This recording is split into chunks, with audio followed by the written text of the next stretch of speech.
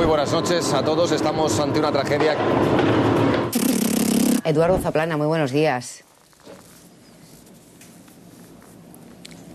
Buenos días, Eduardo Zaplana. Estoy contestando, se ve que el sonido va mal. Nos está engañando, que no nos engañe. Y los reyes y los príncipes de Asturias van a presidir este viernes el funeral del Estado.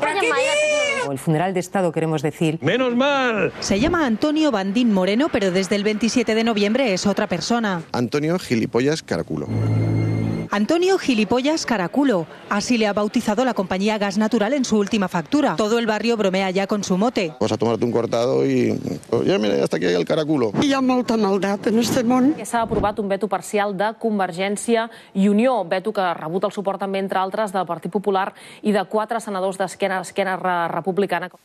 Buenas tardes, Alberto. Termina el puente del Pilar y de la Constitución. ¿Perdó? El puente del Pilar y de la Constitución. Jo crec que no. Que no sembla que haguem de fer servir els paraigües com a mínim la primera setmana de la setmana que ve. No entiendo nada. Més del 65% dels vehicles ja han tornat, per tant quedarien uns 150 a tot estirar. 1, 2, 3... 150... També estem pendents en aquesta casa del tancament del repartidor... Ja sóc aquí. El repartidor repetidor. Això sí. Esas personas que cogen la moto por primera vez muchas veces no saben lo que tienen entre las piernas.